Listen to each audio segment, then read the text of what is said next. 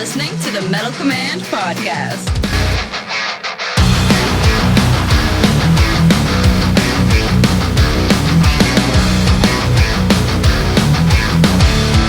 Hey everybody, Tony here from the Metal Command Podcast, and I am here to talk about my album of the month for February 2023. And the album is called Waves of Loss and Power, and it is by a progressive rock / metal band.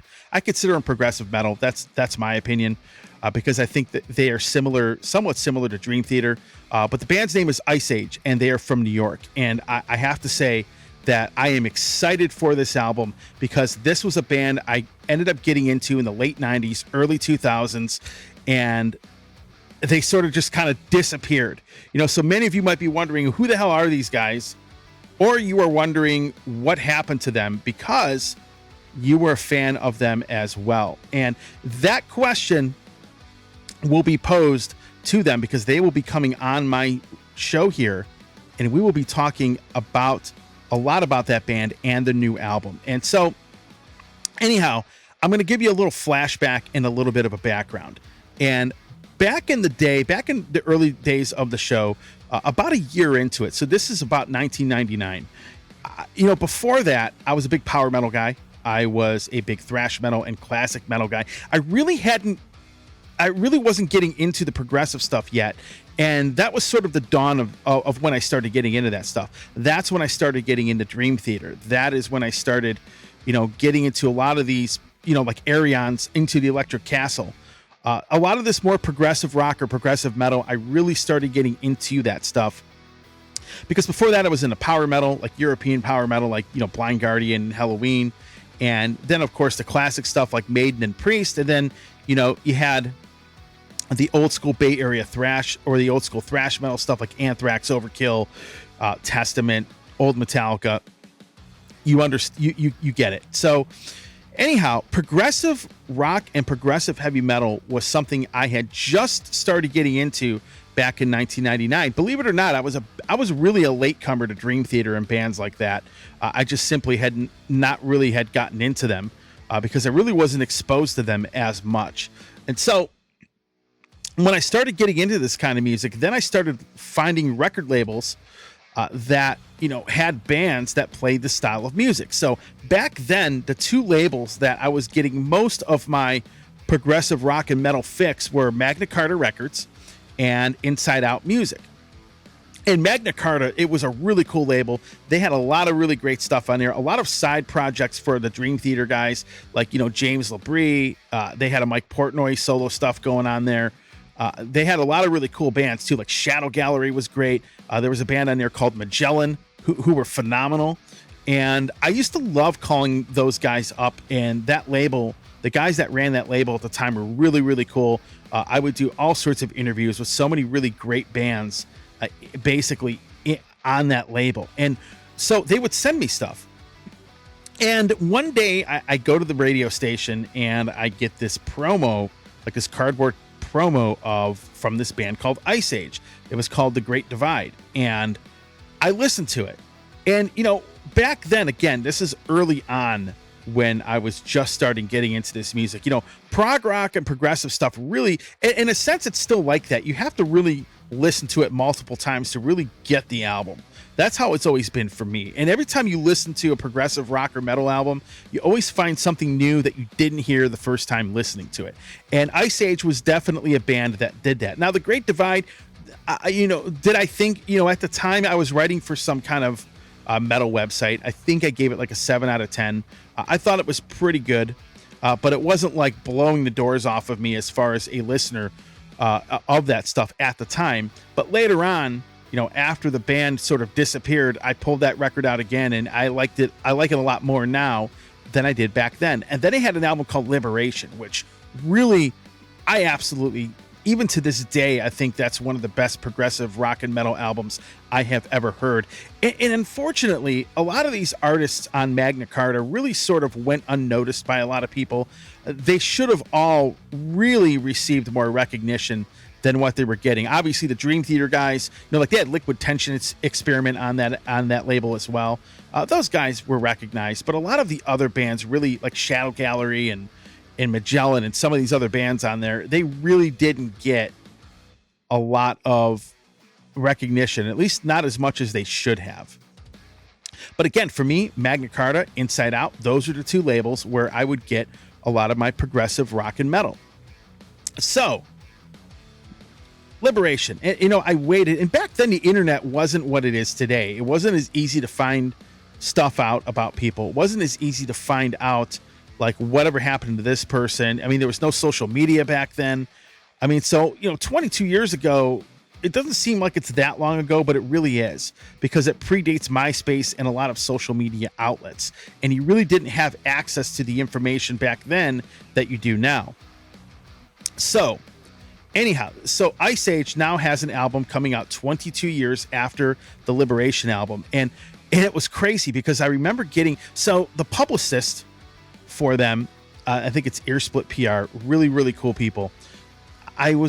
The thing is, I was going through my emails and I saw, folks, let me just tell you that last year I received over 47,000 emails from a label, a band, or a publicist. Okay. And I go through 50, 60, 70, 80 emails a day, sometimes 100. Today I had 150 emails in my box from somebody about some kind of band. But when I saw the subject, it said Ice Age releasing their first album in 22 years. And I went and looked and I saw the guys and I realized it was the same band. I got really, really excited for this because this was a band that I really at the time I thought was going to keep putting great records out. And we were going to be having these guys around for a very, very long time. And it was sort of disappointing too that they sort of disappeared. From what I understand, they went and tried to go a different direction and changed, they went under a different band name to do some different kind of music. But, for whatever reason, nothing worked out. And they sort of basically disbanded. But man, I was excited to see this album cover. And immediately, before they even had like any kind of snippet or trailer anywhere on YouTube, I emailed the publicist and said, I have to interview these guys. I have to get these guys on the show. This was one of those long lost bands that I absolutely loved, and I would love to bring them on the show and talk about their upcoming album and the stuff that they had done before. Really talented musicians. And again, one of many prog rock and prog metal bands that really sort of, I don't know, I felt like they got swept under the rug and really they didn't get the attention they deserved. So now I'm here to bring that to them. And I'm really excited about this album. So I've been listening to it. I think the promo came out about a week ago. And I've been listening to this album over and over again. In fact, if I were to tell you, I'm looking at the plays on my phone. Let me tell you this right now. I have listened to each song about 35 times. That's what it says. These are my stats on my phone. And I've been listening to this a lot. I've been listening to it while driving, and the album is phenomenal. So here's what I'm going to say. Again, progressive rock and metal, it's not something that most people get into. You really have to listen to the music. Every time I listen to this album, first of all, every time I listen to this record, I hear something new in it that I didn't hear the previous listen or the previous listens. On top of that, I'm looking at, I'm going to go by the songs that I have the most plays, because there's certain tracks on this album that have more plays than others. But, The Needle's Eye, which is the first track, really, really cool. I really love the song To Say Goodbye. There's actually two of them on here, the last two songs. And Together Now and Float Away.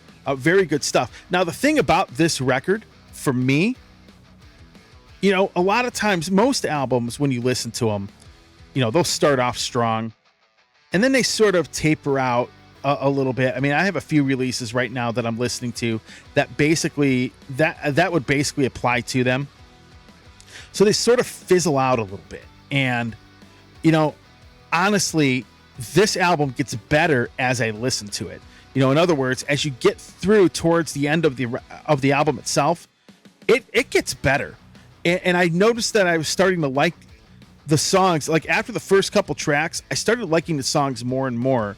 And believe it or not, like I said, my favorite two songs on it, my favorite songs on it are the last two. In fact,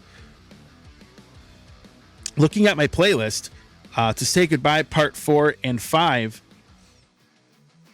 they have the most plays. And Together Now has the most plays after that. So very, very good record. You can order this at the Laser's Edge, which is really cool. Laser's Edge, I mean, they've been around forever. I've ordered stuff from them. I've ordered a lot of progressive music from them. Great vendor. They are offering the album in download. They are offering the CD. And then, of course, they have high-res audio files. You can order that separately as well, which is really, really cool. And I got to be honest with you, folks. I'm really, really excited for this record. Now, if I'm going to give it a rating, it's album of the month. It is a 10 out of 10 because I have, it's one thing, there's all these albums come flying at me. As I talked about in a previous video, back in the day, I might have had 10 albums that I would get each month, and then I might like 5 of them. Now it's like 50 I get 50 of them sent to me, but I still only like 5 of them because there's a lot more quantity and so much garbage out there, in my opinion, that really isn't up to par. And, but the cream of the crop, the cream rises to the top. Songwriting is king. And these guys definitely don't sound like anybody else. I mean, they are a prog band. I mean, you're going to have weird time changes, tempo changes, weird little, weird stuff in their music, but that's normal. And most of these prog bands really don't sound like anybody else except them. So, folks, go pick it up. Go to the Laser's Edge. And I'll put a link in the show notes to go pre-order it. This is a great record. I am excited for it. And let me tell you all, if you liked this band before, they have really picked up. I mean, this album basically picks up where Liberation ended. So it's almost like this should have been the album that came after that, right after that. And they really haven't lost a step. And to me, it's the best album they've put out. Liberation is very, very close. But Waves of Loss and Power, definitely very good. Go pick it up. If you like prog metal and prog rock, you will definitely love this.